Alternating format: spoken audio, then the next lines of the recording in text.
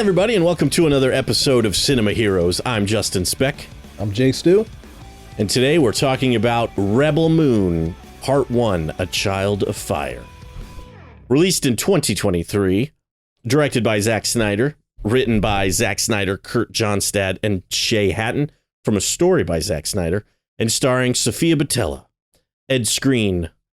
I don't know how you pronounce this guy's name, if it's like Michelle or Mike, or I don't think it's Michael, but something Heisman. He was also in The Haunting of Hill House. And wow, my video really freaked out there. And he was also in Game of Thrones.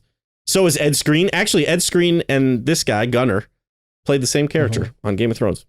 Really? Yeah, they both played Dario Naharis on Game of Thrones. Ed Skrein actually played him first, and for whatever reason didn't reprise the role in like the following season. And Michelle Huisman, or however you say this guy's name, he replaced him.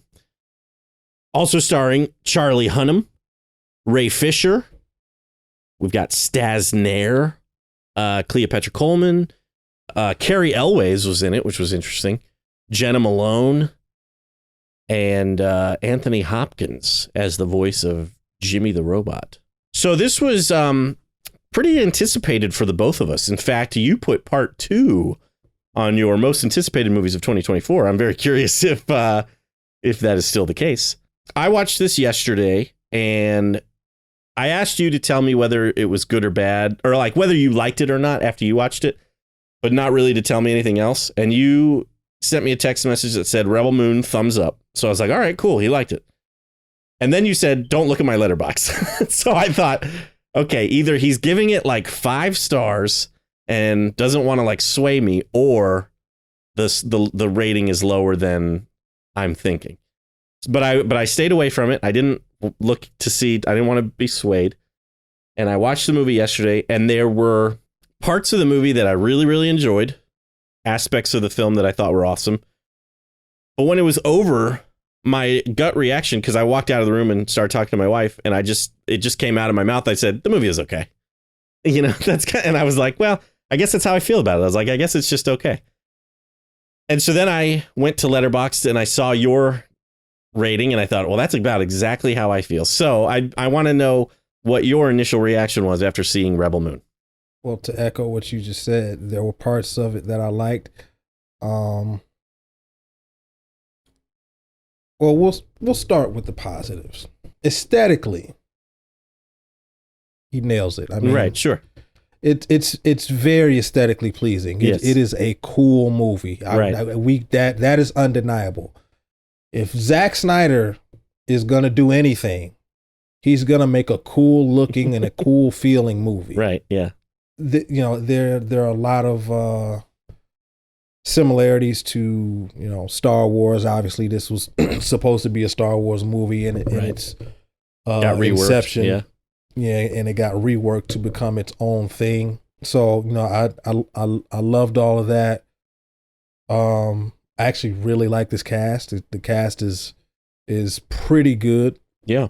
That being said, there was I don't know who did this review, but someone said that it is the most Zack Snyder movie that Zack Snyder has ever done. And I could not agree more. It hit the nail on the head. This movie is so Zack Snyder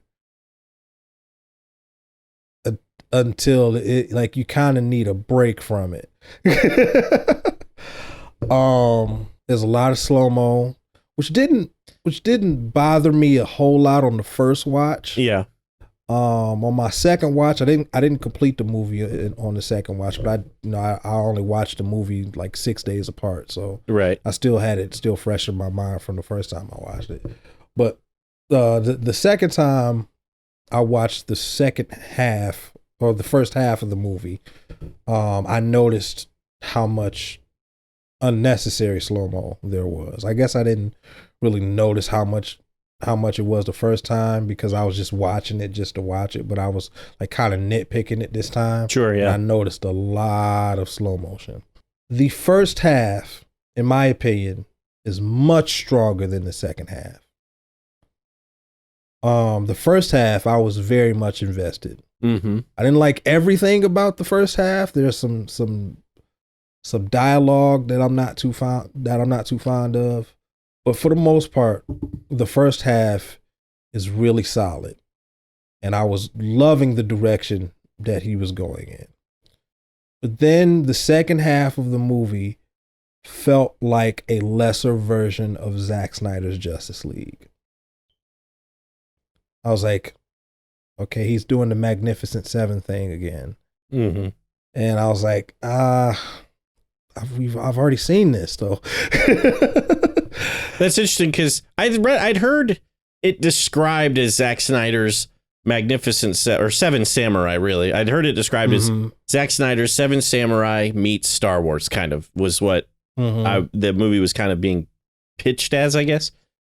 Mm-hmm. And I didn't really. The only time I ever thought this is like Zack Snyder's Justice League was really with the music. There was a couple times with Tom Holkenborg's score, especially towards the latter, the end of the film, towards like the climax of the movie, where I thought this score sounds familiar. Like this, It kind of sounds like I've heard this before. Yep. And I felt the same way. And I didn't mind the gathering of warriors kind of thing, which is very Zack Snyder's Justice League. I mean, that's kind of the plot of that movie too. Bruce Wayne is trying to put together a team. But my big concern while I was watching the movie was, I think we were, probably maybe an hour and a half into the film, and we were still kind of rounding up people. And I thought to myself, because I knew this was a part one, I thought to myself, this whole movie is just going to be a setup for the second film, which it kind of is, but it does. I was pleased that there was some sort of resolution, which we'll get into, but I was really worried that it was going to be just, we finally have all the warriors, and then it was going to be like a cliffhanger ending with like, okay, now we're about to fight the Mother World or whatever. Mm-hmm. And that's not how it really went down. So I was pleased that there was sort of a resolution to the film. There was actually kind of a third act kind of battle. However, it really was like 85% gathering up the warriors and 15% of a fight, kind of. And really, the other warriors are not even really part of that fight. Right. For the most part, like 3 of them that are actually fighting. Right, yeah. And then it becomes just a showdown between Cora and Noble, which was cool, but it just wasn't, obviously there's going to be more in the second film. And I said we were going to get into this later, but I guess we can go ahead and talk about it now. My thing is like, she's gathering all these warriors to fight against the Mother World and against Noble in particular, because he was the King's Gaze was his ship that came to Velt or whatever the name of the world is, right? And Velt, and said, and he's the one that is like the big threat. So once they kill Noble, there's why did the other warriors still go with them to Velt? Like, why didn't they go, okay, well, he's been taken care of. Thank you all. I guess, I guess it was to go get their quote unquote payment, which was just going to be grain, I guess. But I just thought, I didn't really think, it didn't occur to me while I was watching the movie the first time. Well, I've only seen it once. It was when I was thinking about it like the next day. But when I watched it originally, I didn't really think anything of it. But then I was thinking, like, why did they go with her? Like, because they even say like, oh, it's a shame we won't have to fight to defend this place. And I'm like, then why are you here? So, right. And obviously it's because there's a part 2 and we need you here. But so I thought that was a little interesting, but yeah, overall, it felt like a lot of setup for the next movie, and not as badly as I thought it was going to be, but that's basically what it was. It was basically just we're setting up for the next film, and so to me, it felt a little. I don't want to use the term boring because I never really was bored watching the film, but. It was lacking. It was just a lot of setup. It was a lot of, we're going to this person and recruiting that person, and then we're going to the next person, recruiting that person, and then we're going to the next person, recruiting that person. And then now we've been betrayed and we got to fight a little bit and then the movie's over. And so it was just, it was lacking. I guess that's a good word for it. But I agree with you in terms of what I liked. I really liked the cast. I like Charlie Hunnam. I really like the guy that plays Gunner, even though I don't know how to pronounce his name. I like him a lot. I haven't finished the show, but I like him a lot on The Haunting of Hill House. I liked him a lot in Game of Thrones. And so I liked him in this movie quite a bit. I like Sophia Boutella. Jamon Hunsu is wasted. He's not even in this movie, basically. Hopefully I think he's definitely going to have a bigger role in the second one, because I watched the trailer for the second one, and it looks like he's gonna be featured prominently in the second. Okay, well that's good. I figured he probably was, but he's just he's because I don't think you even see him fighting in the final act. No, speaking of him, he is huge in this movie. He's the biggest I've ever seen him. Oh, really? Yeah. I was like, like he put on so much weight for this movie. Yeah. Because he's never been a small guy, but he is hulking in this movie. Yeah. When he first shows up, he's like, he looks dead actually on the side of the road. I actually thought it was a dead body. But I didn't even know it was him. I didn't recognize him at all. And I know part of that is because he's got the big beard and everything, but it think it was also probably, like you said, it was probably his physique. He's just big, and I didn't think that was him. Yeah, he got jacked for this movie. Yeah. To me, the movie feels like there's a movie missing. To me, it felt like a second movie. Interesting. And the reason I say that is because a lot of what I liked were in the flashbacks. Oh, yeah.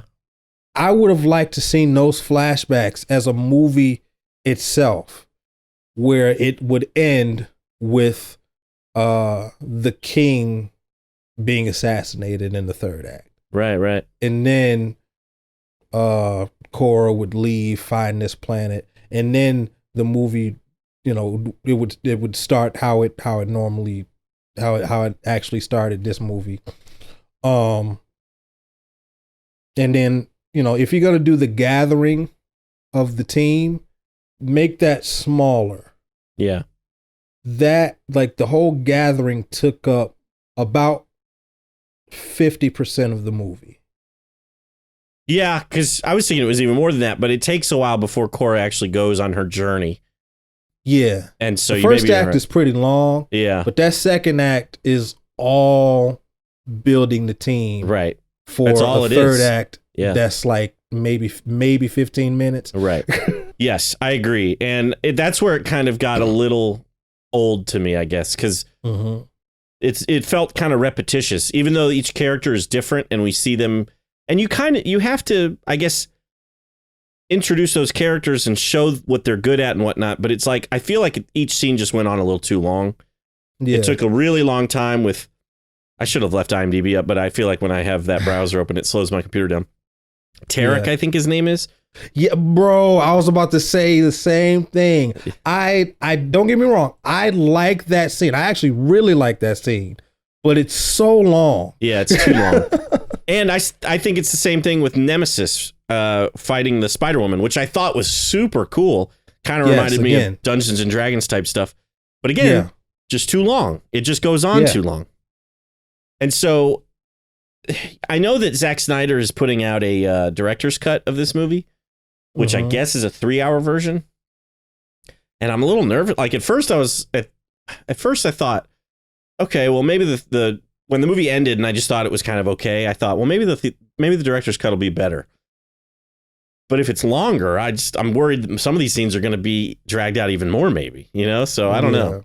Which is a bummer to say. You and I are both big Zack Snyder fans, and we obviously wanted this movie to be good. And maybe the director's cut will wow us and be really good. But I have a feeling I'm going to like the second part more than the first part. As do I. I'm looking forward to the director's cut and part 2, because I like Zack Snyder's director's cuts. Obviously, BVS, the Ultimate Edition, is the superior edition to the theatrical absolutely version.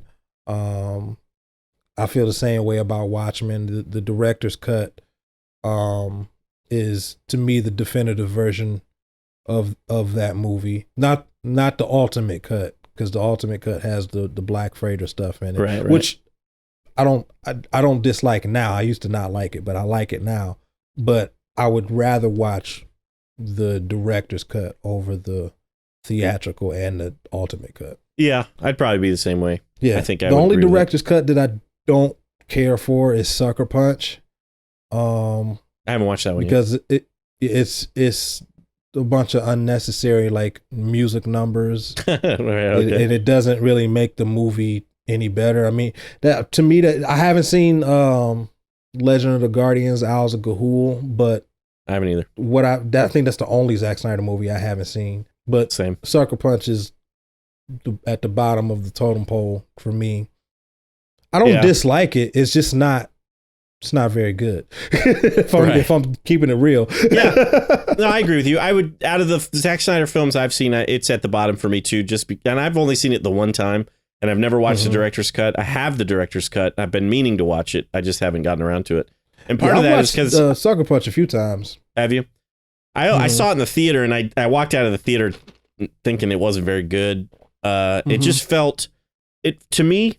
I remember thinking it felt like watching a friend play a video game, which is not the most. I mean, I know there's a ton of people who watch people play video games on Twitch. It's not for me. I get so bored watching somebody else play a video game. I just want to play the game. And so that's what it felt like to me. It felt like watching somebody do a boss battle and then moving on to the next level and doing a boss battle and moving on to the next level and doing a boss battle. And I just was like, okay. So Sucker Punch, visually, again, Zack Snyder's direction in that film I thought was great, and the cinematography and the aesthetic and all that I thought was amazing. Just as the movie as a whole just didn't really work for me. Yeah, I agree. Although Sucker Punch is at the bottom of the list for me, I still feel like Sucker Punch had a little bit more substance, or a little bit more to say than Rebel Moon did. That's an interesting. Okay. So now I don't want you to have to, rank your Zack Snyder films here, but would Rebel Moon be just above Sucker Punch? Would this film be towards the bottom as well? Yep. Yeah. Again, there were a lot of things I liked about it. In fact, just speaking of aesthetics and production design and stuff, the title, when the Rebel Moon, the title shows up in the very beginning, that just, I love the look of that. It just felt so like 90s action movie to me that I was like, this is awesome. Yeah, and with Anthony Hopkins' narration voiceover. And everything. Yeah. And when he said, "Who would dare call themselves rebels?" and then the title like that was, that was really aesthetically pleasing. Yes, it was. Absolutely. And I really like I guess the moon that they're on, Velt. The whole production design of that with the waterfall in the background, and then at night when you can like really see the planet and it looks really, really close, and it gives off that red hue. When Gunnar and Cora are by the campfire and she tells him her story about being a part of the Mother World Army and all that, I loved the look of that, how you could see the planet in the background while they're at the fire. It reminded me, and this is going to sound weird because it's almost going to sound like I like when movies look fake, but it reminded me of like old school movies, like from the 40s and 50s, where you can tell they're on a soundstage and you can tell it's like a painted backdrop. But I've always kind of liked that look. It's just, I don't know. It just kind of reminds me of like the golden age of movie making, I guess. Yeah. And that's what this reminded me of. It reminded me of that. And I just thought it looked so cool. I thought it was awesome.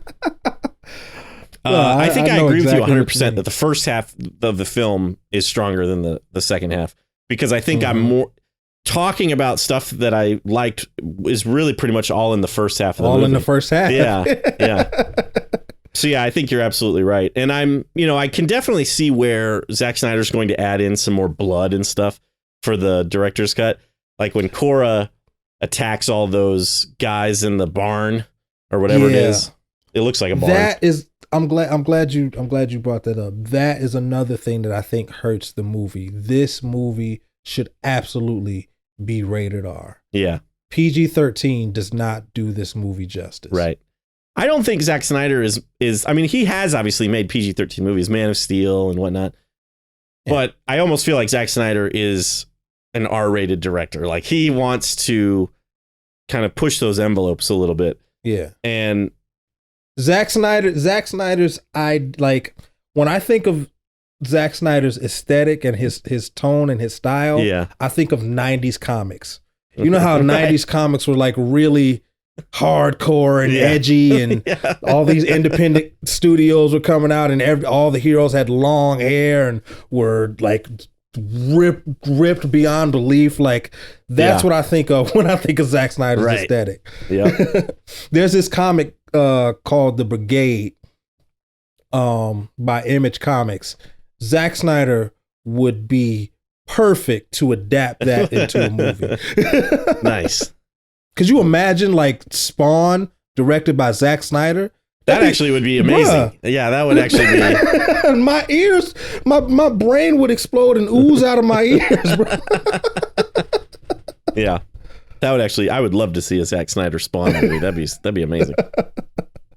And I think that's one thing. Like, Zack Snyder, I think, knows how to work with studios because he's willing to give them a PG-13 cut of a movie. Mm-hmm. And then, I guess because he just, he developed, at least with, maybe not with Warner Brothers, but at least with Netflix, he's developed kind of a good working relationship so that they're willing to put out the director's cut as well. Mm-hmm.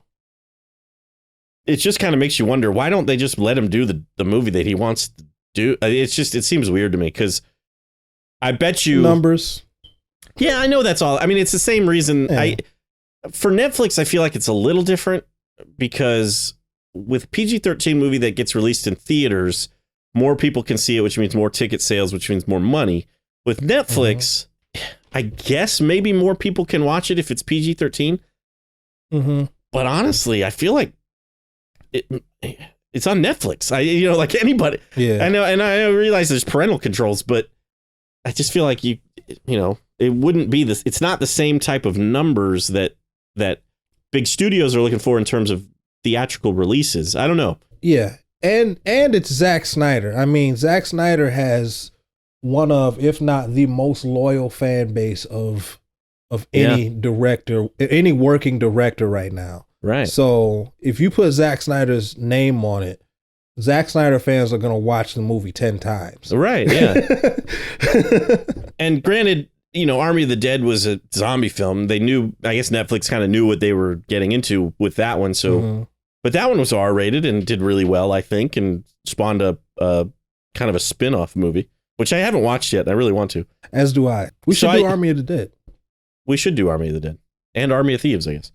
So I don't really know why they didn't just say, yeah, make it the R-rated movie you want to make it. I don't know, but maybe they thought they could get more viewers by having it be a PG-13 version.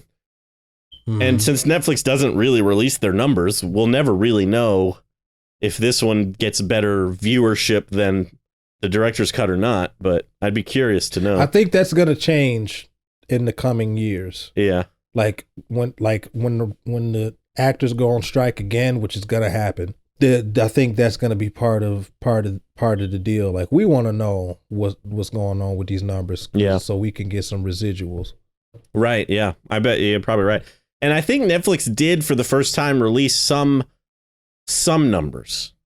Mm-hmm. I remember reading an article about it, but it wasn't like everything because for whatever reason they're very private about it, and I think you're right. I think. They're probably private about it because of what you just said. They probably don't want to let the residuals. They don't want all that out there. So actors and directors and whoever and writers can be like, whoa. You were not paying me the amount that you were supposed to be paying me for this many views or whatever. So you're probably right. It all just goes back to greed. Yep. Who's your favorite character in the film? It's tough. I'm gonna have to say Cora. Cora? Yeah. Yeah. She's my favorite one. I really love the flashbacks. I want to see Cora in the I think the army is called the Imperium. Yeah. I want to see young Cora.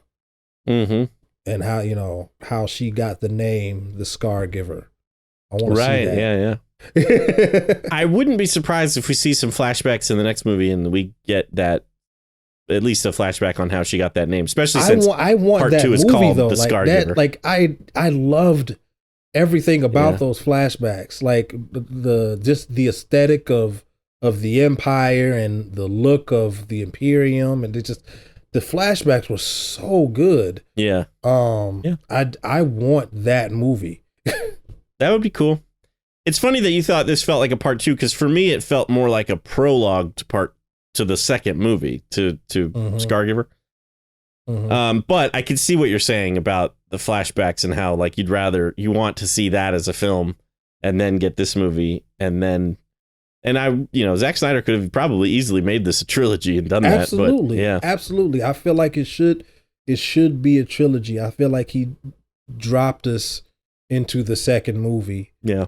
And then, you know, he had to have a really long first act and a really long second act to kind of set up this universe, when you could have just made a movie, made a third movie. Right. Like, you're Zack Snyder. People are going to watch it. Even the haters are going to watch a movie so they can hate on it. Right. Exactly. Yep. One thing that surprised me was the lack of Anthony Hopkins. I thought he was going to be in this movie a lot more, and he was only in this movie for maybe like 7 minutes. Yeah. So when the robot, when he shows up and he has that scene with Sam by the river, I liked that a lot. And then I loved how they talked, how, you know, one of the Imperium guys says, ever since the king was slain, they won't fight back. He was like, you can do anything to them and they won't fight back. And we see a little bit of that. He treats Jimmy terribly and he doesn't fight back. But then when Sam and Cora are, Sam especially is being attacked by the Imperium guys, he comes in and picks up the gun. And I love how he's just holding it and fires it from that position, you know, and hits the guy right in the head. I actually, when I first watched it, I was like, wait, did he shoot it? Or was it that other Imperium kid who, by the way, like disappears, like just never seen again, which is that was weird. I really didn't think about that until just now.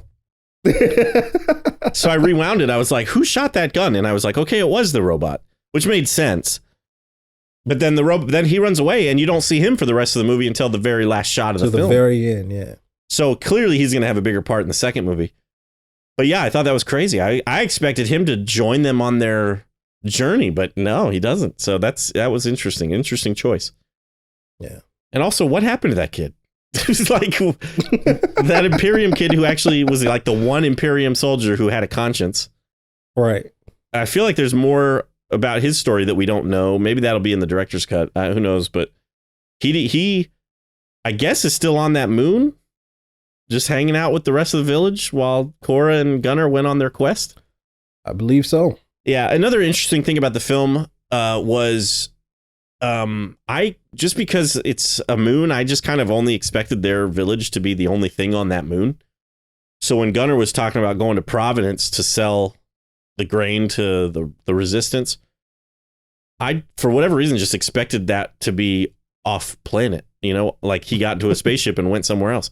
I didn't expect it to be just like on the other side of the moon or whatever. And then when Gunnar gets into Charlie Hunnam's ship, Charlie Hunnam asks him, he's like, first time off world? And he's like, yep. And I was like, oh, weird. It was kind of interesting to me, but I liked it. Well, you got to remember that. So, like, I think you're thinking in terms of Earth's moon. Right. Earth's moon is small. Sure. Like I think Saturn's moon is bigger than Earth. Right. Right. And even Earth's moon is not like tiny. You know, if we were to, I suppose, colonize the moon, there would probably be different towns and places. Like, you know, it wouldn't just be one little village. Yeah. But for whatever reason, I just that was just in my brain, I guess, because that's how these sci-fi movies usually are. And this one does do that. They go from planet to planet. But I just didn't think about like the people of this little village just having never left and never having gone off the world. You know, they're small town folks or whatever, you know? That's another scene that that I liked, but I also like. So when they go to Providence, Gunnar is like trying to be bought by some gross looking dude, and which I thought was weird because Gunnar had been there before, so you'd think Gunnar would know how.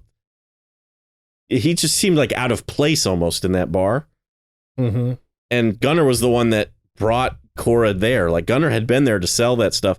You'd think he would have run into people like that and known how to kind of deal with them, but he seemed very much like, I don't know what's going on. And Cora was the one that had to kind of step up and defend him.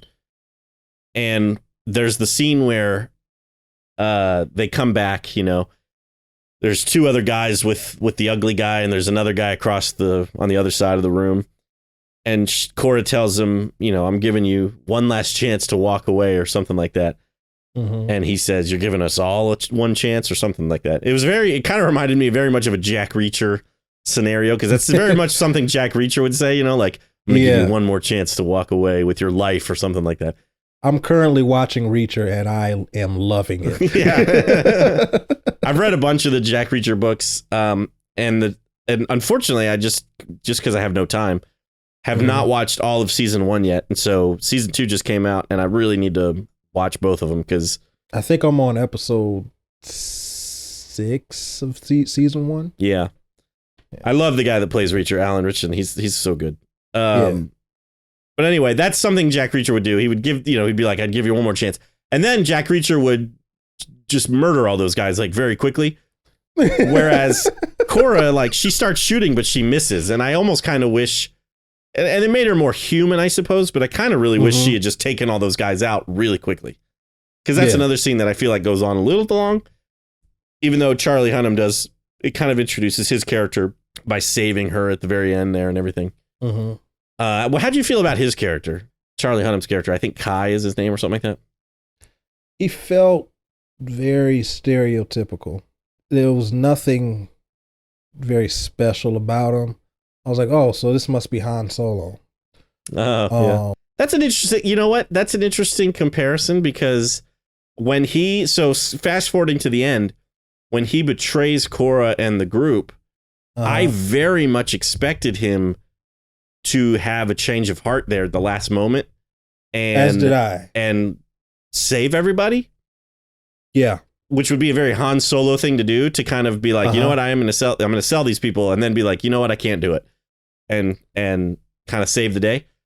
Yeah. And I'm actually really appreciative that didn't happen. I actually really like that fact that Gunnar just murdered him and then was able to kind of save everyone, which I thought was really cool for Gunnar's character. And I thought it worked, you know, and it actually felt like pretty true to Charlie Hunnam's character, that he would just be out for himself and the money and stuff, you know? So it kind of worked for me.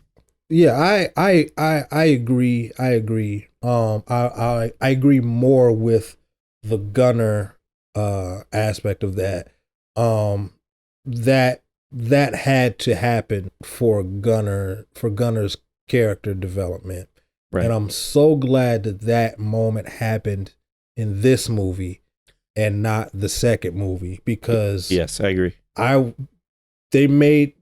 Zack Snyder made Gunnar out to be very I don't like saying this word, but unlikable, because he's a coward. I love the fact that he made that 180 in this movie instead of waiting until the next movie to do it. Yeah, I agree. 100%. I did find it kind of funny that Charlie Hunnam calls him a coward, because I was like, because in my brain I thought, he's a coward. You're the one selling everybody off. Like, if anybody's a coward, it's Charlie Hunnam's character, you know, but whatever. I really liked Ray Fisher in Zack Snyder's Justice League. I liked him in True Detective Season 3. I don't totally love him in this film. It just feels to me like he's acting, you know, just kind of, I didn't feel like it rang true to me, his performance, personally. Yeah, I could see that. For me, I didn't dislike him. He wasn't in the movie enough. Yeah, that's true too. And I really kind of thought I was very upset when he got, dead. Yeah. That's what I was going to say. I really thought it was kind of a shame, even though I didn't like totally necessarily buy his performance. I thought it was a shame that his character, who is supposed to be like this big leader of the resistance, it's who Noble is looking for in the beginning of the film. Throughout the whole film, he's looking for the two blood axes, and Cora is able to recruit him and not her. And then he ends up getting killed off in the third act. I mean, it's supposed to be this heroic moment, which I suppose it kind of is, but it felt there wasn't lacking enough as well. Of him. Yeah, it wasn't enough of him for us to feel anything about his death. Right. I'm not against him dying. Right. He died too early. Right. Exactly. Yeah, I agree. So kind of a waste of Ray Fisher in this film. It could have been another actor, and you could have had Ray Fisher saved for either the part 2 or just, I don't know, just had it. I don't know. It could have been the woman who's an actress I don't recognize. Not saying that unknown actors should just be killed off, but she's the one that's like, basically like, who's going to watch your back if I don't go, or whatever she says to him when he's trying to recruit people. You could have had her have the big heroic moment and Ray Fisher be like, no, and then have Ray Fisher be in the next movie, Well, no, that's the thing. I kind of called it. Yeah. Because when she said, I'm not gonna say I called it, but it definitely, I had the thought in my head when she said that I'm going to make sure you come back. I was like, you just signed his death certificate. You just killed him. you just guaranteed that he's not coming back. Right. I didn't expect him to die in this movie after having only been in the movie for like 20 minutes. Right. Yeah, he's the last person they recruit, right? And then Charlie Hunnam's like, I just got to make a stop first, and everybody's like, okay. Nobody it's kind of everybody. I understand why Cora kind of trusts Charlie Hunnam's character because he saved her life in Providence. He helps her recruit Tarek. Mm-hmm. But the rest of the people, I feel like, should be have no reason to. Yeah. Exactly. The rest of them should be like, we don't know this guy. Why? What do we? Let's get our own ship. Mm-hmm. Like, thank you for your help. Good day, sir. But nobody does that. Everybody just kind of goes with it. Yeah. And it ends up costing them. But I think they trust him because they trust Cora her. Trusts him. Yeah. Which is, I guess, makes sense. But like, I remember thinking when they're unloading stuff from the ship right before they all get betrayed, basically. I remember seeing Ray Fisher's character, Darian Bloodaxe. He's like carrying a box off the ship while he's still holding his gun, and I was just like, it just struck me as odd. Like, if I was the leader of this resistance, I'm not going to just help you carry boxes out. Like, you can unload your own ship, Charlie Hunnam. I don't know, it just seemed weird to me, but that's just a nitpick thing, I guess. They had to get them all off there so that they could all get captured, basically. Right. So the last act. I want to talk about Ed Skrein too as Noble. I really liked him, actually. I did too. I saw a mini review or something that said the villains were two-dimensional in this film, and I kind of disagree. I think Ed Skrein's character of Admiral Noble, I thought was actually really well done. He reminded me a little bit, especially in the beginning, of kind of Hans Landa from Inglourious Bastards. He had that kind of air to him where he shows up where everybody's nervous about him, and he's kind of acting very friendly, like he's everybody's friend, and then he's not. But then throughout the film, I really liked his performance. I liked his motivation. When everybody is captured, he does say like, "This is more than enough to secure my seat in the Senate." So it's like you see how like the ambitions he has and everything. His motivation. So, exactly. He has clear motivations. Yes. Which is often a problem in movies like this. Right. So I agree with you. I think that he is a very good villain and not two-dimensional. I agree. So I really liked him a lot, actually. And so I was really concerned, throughout most of this film that it was just going to be all set up and there was going to be no real resolution. It was going to feel like half a movie that was just building up for part 2. So I was pleasantly surprised that there was a fight scene in a battle and that his character actually got killed. And I was actually really worried when there's that shot of him where he's like laying in the, he fell like 10,000 feet or whatever it is off that platform. And he's laying like on the rocks and he's all bloodied and everything. And the camera kind of moves in on him. I was like, don't open your eyes. Don't open your eyes. Like, that's what I kept expecting. I was like, there's no way you survived that. And thankfully they didn't do that, but they did end up resurrecting him at the end. But I thought it kind of worked because they made reference to those like those matrixy kind of connections over his body. Yeah, that's the first thing I thought of. Earlier, yeah, exactly. You can't, when somebody plugs something into their body, you're immediately like, oh, it's like the Matrix. Like, oh. Yeah, exactly. That's the one bit of CGI, by the way, that I thought didn't work in the film was right after we see him kind of shooting up whatever it is in one of his connections. There's that like tentacled monster that like wraps around him. That didn't look very good. I agree. It looked awkward. Yeah, it did. It looked awkward. That was pretty much the only bit of CGI that I thought looked not good. The rest of the movie I thought was quite beautiful. Yeah, the CGI in most Zack Snyder movies look fantastic. Especially Jimmy the Robot. He looked really good. Jimmy the Robot looked good. I love the look of the ships. Yep. They're like, I can't quite pinpoint what it is about the scene. And it's not like a big fancy scene or whatever, but it's when the noble ship appears through the clouds and everyone's looking up at the ship and they're like terrified. Yeah. I don't know what it is about that particular scene, but it's so aesthetically pleasing. Right. I don't know what it is, but no, I agree. I think there might have also been a little bit of wonky CGI in the Tarek scene where he's riding that animal, that hippogriff. I think maybe there was one part in that where I was like, it doesn't look great. But overall, the movie is very, very good. So I think I started saying this and kind of you got the drift of it, but I'll continue, which is, I'm glad that there was actually kind of a third act battle, even though it did feel somewhat small.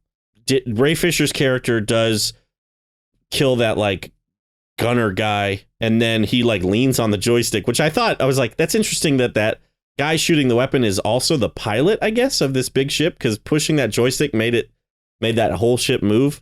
But so we see a little bit of fighting with the group, but it really ends up being just a one-on-one fight scene with Cora and Noble, which I enjoyed, and I liked that Noble was killed off, even though he was resurrected.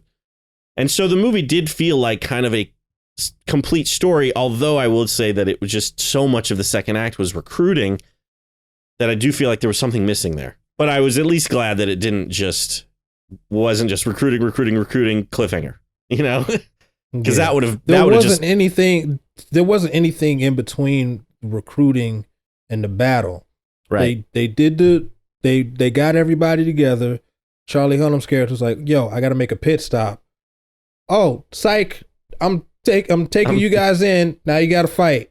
Right. And then that's the third act. It was like, wait, what? Right. Exactly. Like, where's the build up to this third act? Right.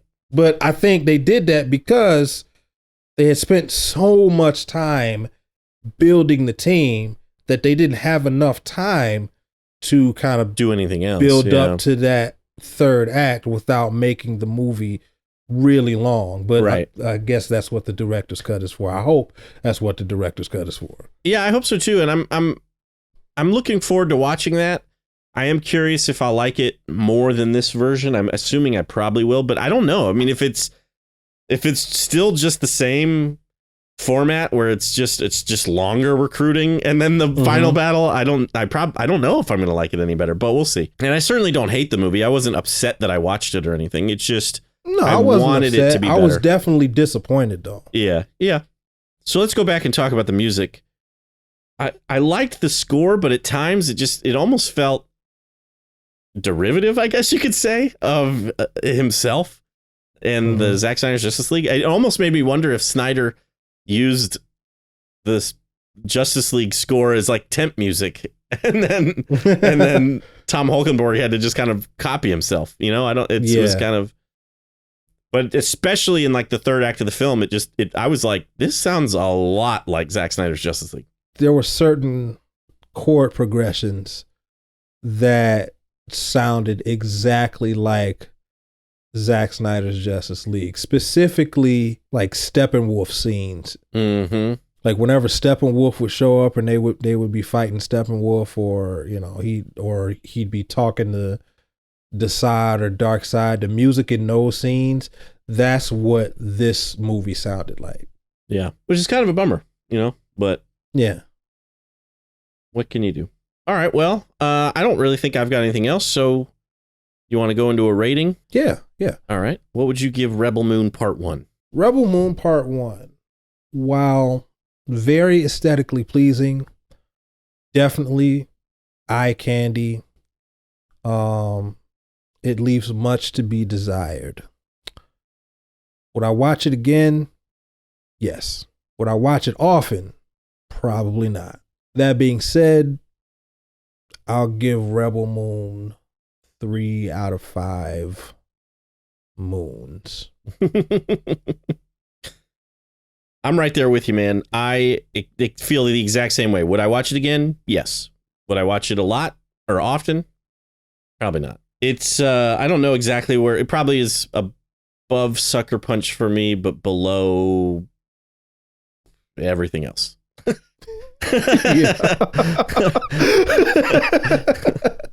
And because watching this the first time made me want to go back and watch Army of the Dead. And I wanted to do that anyway, because the first time I had watched it, I wasn't in a really good mood, so I wasn't enjoying myself while I was watching it. Right. The second time I watched Army of the Dead, I was like, "Yo, this is it. I like it." Yeah, I liked it. It's not great. Like, right. It's not one of Zack Snyder's best movies. Right. But I'll take Army of the Dead over Rebel Moon. Yeah, I would watch Army of the Dead over Rebel Moon too, probably. I like I like good sci-fi movies, and so there are parts, I want to like this movie. I think that's what it is. Yeah. I think I want to like this movie more than I do. Yeah. But I'm in the same boat as you. It's a 3 out of 5 moons for me as well. Yeah. I like it. I want to love it. Yes. But I just like it. But I don't. Yeah, but I just like it. And you can tell Zack Snyder has a love for old school science fiction. Mm-hmm.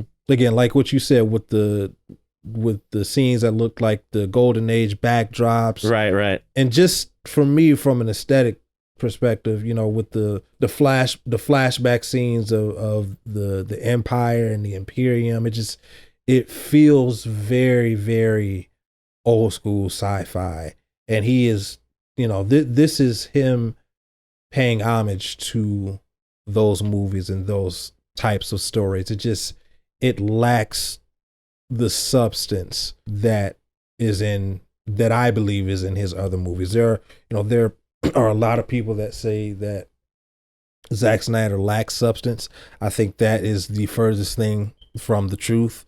I just think that you're not. If you say that, you're not watching the movie. The movie's watching you. You just have it on, and you're just you're just looking at it, but you're not like actually watching the movie. Man of Steel has a lot of substance. But Man of Steel might actually be between that and like Watchmen. Those two movies are like chock full of substance and allegory and hidden messages. Like you really got to pay attention. But this movie, I hate to say this, but it is exactly what non-Zack Snyder fans say about the rest of his filmography. It's a beautiful movie that doesn't mean anything. Right. I hate to say that. Yeah. I hate to say it too, but I think you're right. And maybe we'll get more substance in the director's cut. I hope we do. Mm-hmm. But I don't know. We'll see. When is the director's cut being released? Do you know? I'm not sure. Yeah, I don't know either. And I've heard that the director's cut will be different. I was going to say wildly different, but I don't know if that's entirely true. I might be exaggerating there. Yeah. But I've heard it's going to be different. And so I hope it is it kind of is the movie that you and I were hoping that it would be. But I don't know. Mm-hmm. We'll see. Only time will tell. I don't think it's going to be like Justice League Zack Snyder's Justice League. It won't be that different. Those are literally two different movies. Right. You can't even say that it's night and day. Those movies aren't even in the same calendar year. Right. But maybe this will be like, Watchmen and the director's cut of Watchmen, or BVS and the director's cut of BVS. It'll probably be more like that. Now that I'm thinking of it. Because what was taken out or what was left out of BVS and put back in the Ultimate Edition were like vital scenes that need to be in the movie. Very important. Yeah, exactly. Very important scenes. Agreed. All right, well, I guess we'll find out. We'll have to do, I don't know if we want to do a full episode on the director's cut, but maybe we could talk about it when we talk about part 2. But is there going to be a director's cut of part 2 as well? That's likely. Jeez Louise. All right. Okay. Well, we'll figure it out. Maybe we'll do a bunch of Rebel Moon episodes, I guess, but we'll see. Well, we'd love to know what you think about Rebel Moon Part 1, A Child of Fire. You can always let us know at cinemaheroes.com. You can let us know on Instagram or tweet at us. Both handles are at CinemaHeroes. If you're watching this on YouTube, leave a comment down below. Give the video a thumbs up. Subscribe to the channel if you haven't already. We'd love to hear from you however you want to reach out to us, but I think that wraps it up for this episode. I'm Justin Speck. I'm Jay Stu. As always, thanks for listening. Thanks for subscribing.